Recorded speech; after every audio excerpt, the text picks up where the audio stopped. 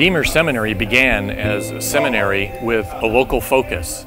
But this local focus is part of a global vision. Just as the gospel began in Jerusalem and went out to Judea and to Samaria and to the ends of the earth, so also the mission that we have at Redeemer Seminary is not one to simply train those who will remain in Dallas or in the U.S., but those who will go out to the ends of the earth. And we are thankful that we can be a part of the great mission of God.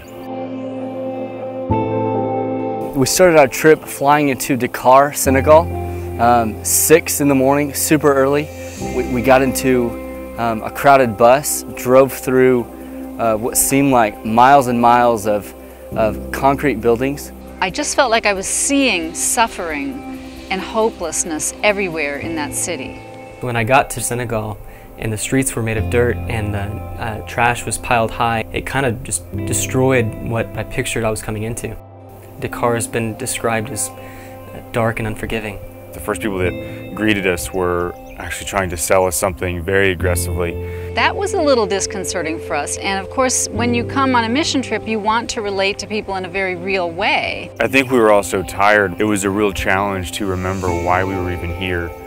And all of that, when we went out to the village and we went into this little house church on Sunday morning, the second day, everything changed.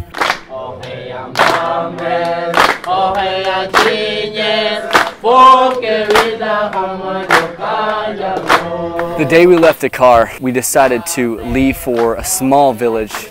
We entered into this very small church. They seemed to move aside and make room for us, and we came into the room and filled it up with our presence, the 16 of us. I had this sense of us overwhelming their little church, but then they began to sing.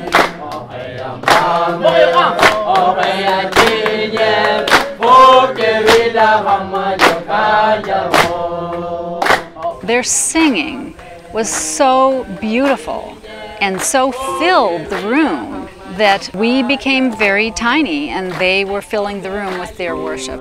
This small village church, again, was a microcosm of the good work that they were doing, and it really put our hearts aflame for what we could be a part of in Senegal. It's encouraging to see what the Lord is doing in building His church. Some of the largest and most rapidly growing churches are in what we call the two-thirds world. But we're thankful that we are able to take those gifts that we have, the gifts of education and training, and to bring those here to strengthen the church. It's very humbling to see the great need they have of teaching and the great desire for it when we have such a wealth of it, especially living in the West. That's a wealth that we need to pass on to where the energy of the church is, and they want it.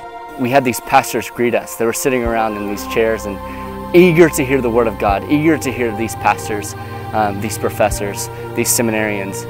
That's when the heart being aflamed in that small village church, we go, yes, this is what we're here to do.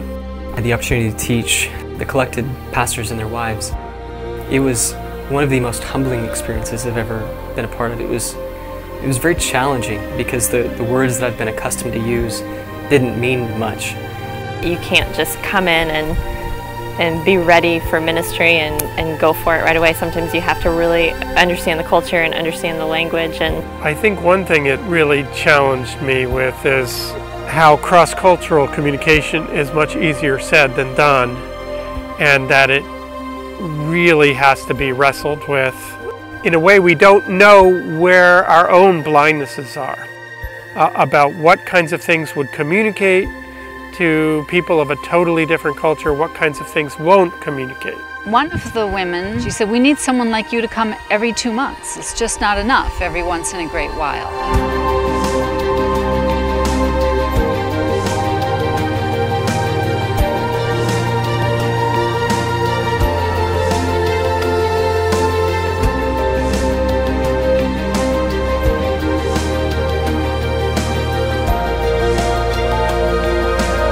Paul writes to the church at Thessalonica, "For we were eager not just to share the gospel with you, but our very selves, our own lives." That verse kind of encapsulates what this trip has taught me about what ministry is. Not only is it a ministry of the Word, but it's also I want to serve you. I want to be with you, and I want to commit myself to your good.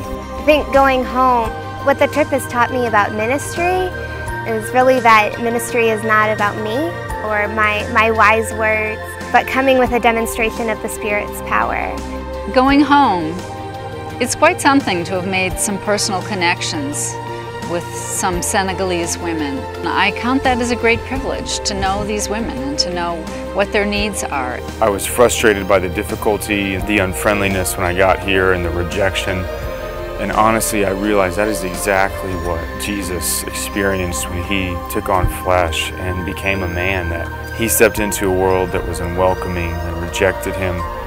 And he actually calls us to go into that same world. And I realized that the Great Commission is not easy. I'm more convinced than ever of the necessity that if, for the love of Christ, we need to learn to communicate across cultures. But on the other hand, it's a hard, long process that the love of Christ requires. Going home, it's just changed everything. We're excited about the mission of God back in America because he has shown himself faithful here.